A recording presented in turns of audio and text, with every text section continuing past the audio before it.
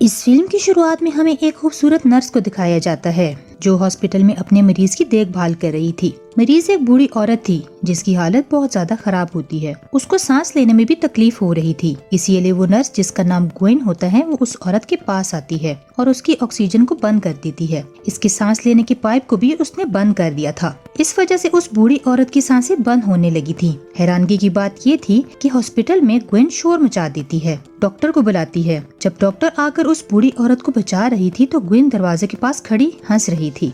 यहाँ पर हमें ये पता चलता है कि ग्वेन एक साइको पागल नर्स है। उसे अपने मरीजों की दुख तकलीफ में देखना अच्छा लगता था। खैर उस बूढ़ी औरत को डॉक्टर ने बचा लिया था। ग्वेन ये सब देखकर चली जाती है। उसे देखकर इस बात का अंदाजा लगाया जा सकता था कि उसे अपनी ऐसी हरकत पर जरा भी पछतावा नहीं था। उसके बाद सीन एक घर में शिफ्ट होता है जिसमें मीरा नाम की लड़की अपने हस्बैंड और बेटे के साथ हंसी खुशी जिंदगी गुजार रही थी। इसका हस्बैंड जब इससे बातें कर रहा होता है तो उनके पास उसका बेटा आता है जो कह रहा था मॉम मेरे पाँव में दर्द हो रहा है। यहाँ पर हमें पता चलता है कि मीरा के बेटे को एक बीमारी थी जिस वजह से वो सहारे के बगैर सही तरह से चल नहीं पाता था। मीरा अपने हस्बैंड से अपने बेटे के बारे में बात करती है कि खुद से सीढ़ियाँ नहीं चढ़ सकता, उतर नहीं सकता, मुझे उसे देखकर बहुत डर लगता है, कहीं से कुछ हो न जाए। मीरा का हस्बैंड सुनकर कहता है कम ऑन यार, इतना मत डरा करो, कुछ नहीं होता हमारे बेटे को। तभी हम यहाँ पर मीरा के घर में ग्योन साइको नर्स को देखते हैं जिसे मीरा ने अपने बेटे की देखभाल के लिए रखा था। यहाँ पर ग्योन एक फैमिली मेंबर की तरह मीरा के घर में रहा करती थी। अब ये चारों मिलकर नाश्ता करते हैं। नाश्ते के दौरान मीरा के बेटे ने अपनी स्ट्रेचर बैसाखियों को नीचे गिरा दिया था जिसका सहारा लेकर वो चला करता था। ग्योन उसे वो उठाकर देती है मगर जिसे हम जानते हैं वो सही काम थोड़ी कर सकती है। उसने इसके पेज को ढीला कर दिया था ताकि मीरा का बेटा जब उन्हें लेकर चले तो वो नीचे गिर जाए। ग्योन ये सब अपने मजे के लिए किया करती थी जैसा कि हमने कहानी के शुरू में भी देखा था। खैर इसके बाद मीरा का हस्बैंड ऑफिस जाने के लिए तैयार था। वो मीरा के पास खड़ा होता है। उन्हें इतना करीब देखकर ग्योन मीरा से जेलस हो रही थी क्योंकि वो मीरा के हस्बैंड को पसंद करने लगी थी। मीरा के हस्बैंड के जाने के बाद उसकी दोस्त घर पर आती है जो मीरा से बैठी बातें कर रही थी। तभी ग्योन मीरा के बेटे के साथ खेलने के बहाने उनकी बातें सुनने लगती थी। मीरा के दोस्त उसे कह रही थी मीरा तुम्हें अपने बेटे के लिए किसी और नर्स को रखना होगा, मुझे लगता है तुम्हारा बेटा और हस्बैंड ग्योन को कुछ ज्यादा ही पसंद करने लगे हैं। मीरा अपनी दोस्त को कहती है नहीं ऐसी बात नहीं है, तुम ज्यादा ही सोच रही हो। इसी दौरान मीरा को अपने बेटे की आवाज आती है जो बैसाखियों के टूटने की वजह से नीचे गिर गया था। जैसा कि हमें तो पता है कि ये सब ग्योन ने किया था। वो अपने बेटे के गिरने की वजह से ग्योन को बहुत डांटती है क्योंकि उसे ऐसा लग रहा था कि उसने ही इसके बेटे का सही ख्याल नहीं रखा। उसका बेटा मीरा से कहता है कि नहीं मॉम ये ग्योन की वजह से नहीं हुआ, इसमें सारी मेरी गलती थी। मीरा डॉक्टर को कॉल करती है और उसने अपने बेटे के लिए नई बैसाखियों को मंगवा लिया था। रात को वो ग्योन से भी माफी मांगती है कि उस पर बिला वजह चिल्लाई। ग्योन कहती है नहीं इसमें तुम्हारी कोई गलती नहीं है, मैं समझ सकती हूँ, तुम एक माँ हो और माँ अपने बच्चे के लिए बहुत फिक्रमंद होती है। और हालांकि हम तो जानते हैं कि ये सब कुछ ग्योन ने किया था। इसके बाद वो मीरा के लिए एक चाय बनाती है जो शायद आराम के लिए थी। अब मीरा को देखते हैं जो उस सोसाइटी को ज्वाइन करती है जिसमें इसके बेटे जैसे लोग थे। उन सबको ऐसी ही बीमारी थी। मीरा उन्हें बताते ही रोने लगती है, कहती है मुझे बहुत बुरा लगता है, मेरा बच्चा आम बच्चों की तरह खेल नहीं पाता। ये सब सुनकर कहते हैं कि हम समझ सकते हैं क्योंकि हम भी इस बीमारी में कई बरसों से जी रहे हैं। इसके बाद वो घर पर आती है। ग्योन उसे चाय देती है जो उसने उसके लिए बनाई थी। मीरा चाय पीते ही सो गई थी। कुछ देर बाद डॉक्टर घर पर आती है। जब मीरा सो रही थी तो वो उसके बेटे की स्ट्रेचर्स लेकर आती है। जब वो डॉक्टर मीरा के बेटे को देने जा रही थी तो ग्योन ने इन्हें रोक लिया था और कहती है कि आप जाएं, मैं इसे दे दूंगी। जाते हुए डॉक्टर कहती है कि मैं शायद तुम्हें जानती हूँ, मैंने तुम्हें कहीं देखा है। साथ ही वो ये भी कहती है कि मुझे जैसे ही याद आएगा आई प्रॉमिस, मैं तुमसे वादा करती हूँ मैं तुम्हें जरूर बताऊंगी। इतना कहकर वो वहाँ से चली गई थी। उसी शाम ग्योन उसे डॉक्टर के घर पर जाती है और उन्हें बताती है आपने सही कहा था कि आप मुझे जानती हैं, मैं भी अक्सर आपको ही याद करती हूँ। इतना कहने के बाद उसने डॉक्टर को पकड़कर उसकी बाजू में इंजेक्शन लगा दिया था। यहाँ पर हमें पता चलता है कि कहानी के शुरू में ग्योन ने जिस बूढ़ी औरत को मारने की कोशिश की थी उसकी जान इसी डॉक्टर ने बचाई थी। मगर अब ग्योन को डर था कि कहीं ये बात मीरा के डॉक्टर के हस्बैंड को न बता दे, इसीलिए उसने ड्रग वाला इंजेक्शन लगाकर उसे मार दिया था। इसी रात मीरा को एक आदमी की कॉल आती है। वो अपना नाम डेविड बता रहा था। वो कहता है कि मैं इसी सोसाइटी का रहने वाला हूँ जो तुमने अपने बेटे की बीमारी की वजह से ज्वाइन की है। इसके बाद वो ये भी बताता है कि ये जो बीमारी तुम्हारे बेटे को है वो बीमारी मेरे बेटे को भी है। ये सुनकर मीरा थोड़ा उदास हो जाती है और उस आदमी की तस्वीर देखने का कहती है। मगर डेविड अपनी प्रोफाइल में ब्लर तस्वीर लगाई थी जिसे वो सही तरह से देख नहीं पा रही थी। डेविड इसे बताता है कि इसकी वाइफ मर चुकी है, इसलिए मैंने अपने बेटे के लिए एक नर्स को रखा है। मीरा इसे कहती है कि तुमने बहुत अच्छा किया। तभी हमें पता चलता है कि डेविड नाम का आदमी कोई और नहीं बल्कि ग्योन ही थी, जो कंप्यूटर की मदद से आवाज बदलकर मीरा से बात कर रही थी। सुबह के वक्त मीरा के घर पर इसकी दोस्त आती है, जहाँ पर नाश्ते के दौरान इसने मीरा के हस्बैंड की शर्ट के ऊपर कुछ गिरा दिया था। मीरा के हस्बैंड की शर्ट साफ करने के लिए ग्योन लॉन्ड्री में चली जाती है। तब अंदर जाकर इसकी दोस्त जब अपना पर्स लेने जाती है तो वो देखती है कि ग्योन इसके हस्बैंड की शर्ट को सूंघ रही थी। इससे ये देखकर थोड़ा अजीब लगता है और उसे शक भी हो गया था कि कहीं ग्योन इसकी दोस्त के हस्बैंड को पसंद करने लग पड़ी है। मगर ये बात मीरा को नहीं बताती कि कहीं इसकी फैमिली खराब न हो जाए। रात के वक्त ग्योन फिर से डेविड बनकर मीरा से बात करती है और इसके बेटे के बारे में पूछती है। मीरा बताती कि हाँ, मेरा बेटा अब कुछ नॉर्मल है, मगर मुझे उस दिन बिल्कुल अच्छा नहीं लगा जिस दिन वो गिर गया था। ये बात करने के बाद ग्योन जल्दी से मीरा के पास जाती है ताकि वो इसे पकड़ सके कि वो किसी आदमी से बात कर रही है, और इस खेल में वो कामयाब भी हो जाती है।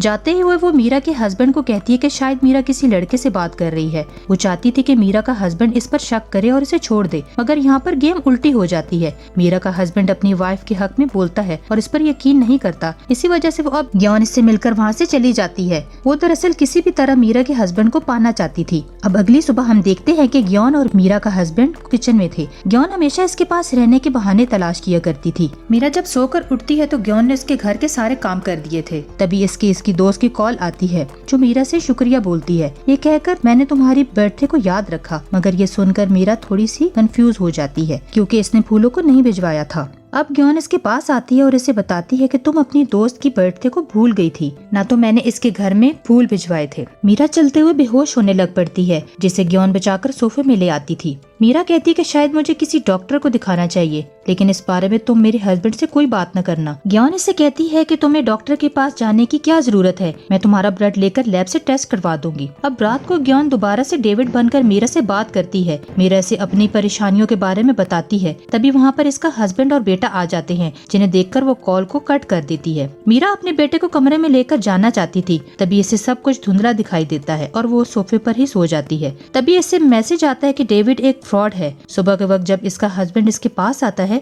तो वो उसके फोन में कुछ मैसेज देखता है और उसे कुछ समझ नहीं आती कि डेविड कौन है और वो इसे क्यों बातें करती है। वहीं इसका बेटा सोचता है कि इसकी मॉम क्यों सारा दिन सोती है। ग्योन मीरा के घर के सारे काम करती है, फिर भी मीरा इसे गलत समझती है। मीरा को गिल्टी फील होता है, इसीलिए वो उसे माफी मांगती है। तभी मीरा के पास फिर से मैसेज आता है कि डेविड एक फ्रॉड है, जिसे अब ग्योन भी पढ़ लेती है। मीरा अब खुद को किसी भी तरह से ऑफिस जाने के लिए तैयार करती है और ऑफिस आ जाती है। वो अपने दोस्त को बताती है कि मेरी ब्लड रिपोर्ट बिल्कुल भी ठीक आई है और ग्योन ने भी ठीक कहा था कि मुझे सिर्फ आराम की जरूरत है। अब इसकी दोस्त इसे कहती है कि तुम इस डॉक्टर को चेक करवाओ जिसका ग्योन से कुछ लेना देना ना हो और वो इस डॉक्टर को ना जानती हो। तभी वहाँ पर इसे एक मेल आती है जो डेविड की थी। वो कहता है कि वो आदमी जो मेरे बारे में तुम्हें मैसेज कर रहा है वो तुम्हें बदनाम करना चाहता है। तभी इसे इस आदमी की भी मेल आती है जो कह रहा था कि तुम्हारे बेटे की जान को खतरा है। अब ये दोनों मेल्स पढ़ने के बाद वो परेशान हो जाती है और अपने घर में आ जाती है और अब इसे इस बारे में इसने ग्योन को भी बता दिया था कि वो पहले से सब कुछ जानती थी। मीरा इसे बताती है कि इस आदमी को मिलने शाम को मैं कैफे में जाने वाली हूँ। ये सभी बातें मीरा का हस्बैंड भी सुन लेता है।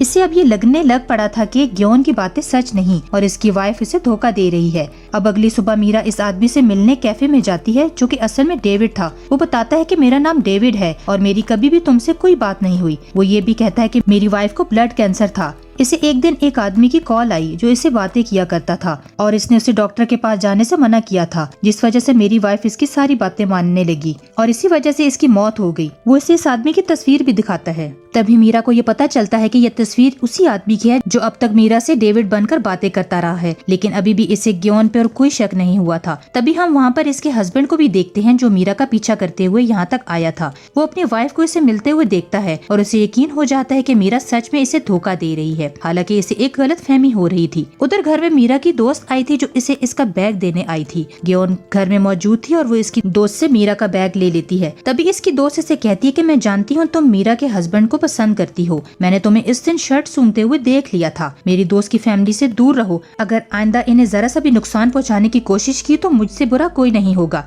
इतना कहकर जब वो वहाँ से जाने वाली थी तो ग्योन एक बड़े से गुलदान से हमला करके इसे बेहोश कर देती है और इसे गाड़ी में बिठाकर एक सुनसान जगह में ले आती है। वो इसे मारने के लिए उसे भी एक ड्रग वाला इंजेक्शन लगा देती है और इसे वहाँ छोड़कर जब वो घर आती है तो मीरा को देखती है जो खाना बना रही थी। ग्योन इसे बातों में लगाकर इसे चाकू को चुरा लेती है जिसे मीरा सब्जियां काट रही थी, जिस पर इसकी उंगलियों के निशान थे। इसे लेकर वो अब डेविड के घर में चली जाती है। अब हमें यहाँ पर पता चलता है कि ग्योन पहले डेविड की वाइफ नर्स रह चुकी थी और इसी ने आदमी बनकर इसे बातें की और डॉक्टर से ट्रीटमेंट को रोकने का भी कहा और अब वो इसके घर में आकर इसे चाकू से डेविड को भी मार देती है, जिसके ऊपर मीरा के उंगलियों के निशान थे और इसके पास मीरा के खून को भी गिरा दिया था जो इसने इसे ब्लड टेस्ट के लिए दिया था। वो चाहती थी कि सब ये समझे कि डेविड का खून मीरा ने किया है। इस रात मीरा का हस्बैंड भी नशे की हालत में घर आता है क्योंकि वो अपनी बीवी की वजह से बहुत ज्यादा परेशान था। ग्योन उसकी हालत देखकर इसे करीब आने की कोशिश करती है मगर मीरा का हस्बैंड अभी भी अपनी वाइफ के बारे में सोच रहा था। सुबह को जब मीरा नींद से उठती है तो वो मैसेज देखती है कि जो कि डेविड का था, जिसमें लिखा था कि मैं अपने लिटिल बॉय की वजह से सो नहीं सका।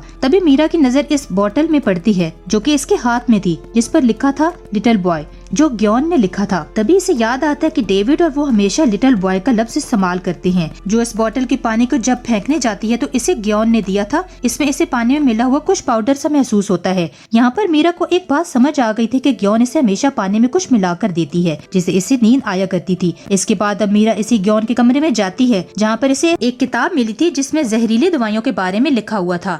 इसी बेड के नीचे से भी बहुत सी जहरीली दवाइयाँ मिलती है। इसी दौरान वो देखती है कि ग्योन घर पर आ गई थी। मीरा जब दरवाजा खोलती है तो ग्योन समझ जाती है कि आज इसने बोतल से पानी नहीं पिया, जिस वजह से वो अब तक जाग रही है। इसीलिए वो दवाई मिला पानी लाती है और कहती है कि इसे पीकर आराम करो। और साथ में वो मीरा के बेटे को लेकर हॉस्पिटल चली गई थी जहाँ पर वो इसकी थेरेपी करवाया करती थी। मीरा अपने बेटे को रोकना चाह रही थी मगर वो नहीं रुकता और वो ग्योन के साथ चला गया था। अपने बेटे के जाने के बाद वो फिर भी ग्योन के कमरे में जाती है और वीडियो बनाने लगती है जिसमें वो ग्योन के सारे कारनामों के बारे में बता रही थी। साथ ही साथ में इसने अपने हस्बैंड को कॉल करके इस बारे में बता दिया था कि वो ग्योन की रिपोर्ट करने पुलिस स्टेशन जाने लगती है। लेकिन तभी ग्योन घर में आ जाती थी। इसे पता चल चुका था कि मीरा को इसके बारे में सब पता चल गया है। वो जब घर आती है तो मीरा का बेटा इसके साथ नहीं था। मीरा इसे अपने बेटे के पास चलने का कहती है। रास्ते में जाते हुए ग्योन इसे बताती है कि क्या तुम जानती हो, मैंने इतने साल नर्स का काम किया है। मुझे आज तक किसी ने इस तरह से फैमिली मेंबर की तरह नहीं रखा जैसे तुमने मुझे अपने घर में जगह दी। मगर तुम फिक्र नहीं करो, मैं तुम्हें मार कर तुम्हारी जगह ले लूंगी और अपनी नई फैमिली बनाऊंगी। ग्योन ऐसा इसलिए कह रही थी क्योंकि वो मीरा के हस्बैंड को पसंद करती थी। दूसरी तरफ मीरा का हस्बैंड भी घर में आ जाता है। इसे जब मीरा घर में नहीं मिलती तो इसका खून मिलता है जिसमें वो इसकी रिकॉर्ड की हुई वीडियो देखता है, जिसे इसे भी ग्योन की असलियत का पता चल गया था। उधर दूसरी तरफ ग्योन मीरा को लेकर अपने घर आ गई थी जहाँ वो इसे बताती है कि मैंने डॉक्टर तुम्हारी दोस्त और डेविड को मार दिया है और तुम भी मरने के लिए तैयार हो जाओ। ये सुनकर मीरा को अपने बेटे की फिक्र होने लग पड़ी थी। वो अपने बेटे को ग्योन के घर पर ढूंढने लग पड़ी थी। वो कहती है कि तुम्हारा बेटा तो अभी क्लिनिक में है, मैं तो यहाँ पर तुम्हें मारने के लिए आई हूँ और मैंने इस चाकू से डेविड को मारा है जिस पर तुम्हारी उंगलियों के निशान है। पुलिस तुम्हें कातिल समझेगी और तुमसे तुम्हारा बेटा और हस्बैंड नफरत करेंगे। अब मीरा वहाँ से भागने की कोशिश करती है लेकिन ग्योन इसे पकड़ लेती है। वो इसका गला दबाकर इसे मारने की कोशिश कर रही थी। मीरा बड़ी मुश्किल से एक बर्तन उठाकर ग्योन के सर पर दे मारती है जिससे वो जख्मी होकर बेहोश हो जाती है, जिसके बाद फौरन से मीरा अपने घर की तरफ चली जाती है। कहानी के आखिर में हमें मीरा और इसके हस्बैंड और बेटे को दिखाया जाता है जो कि खुशहाल जिंदगी गुजारने लग पड़ते हैं। वहीं पर ग्योन को इतने सारे खून करने की वजह से सजा हो गई थी और इसी के साथ इस फिल्म की कहानी यहीं पर खत्म हो जाती है।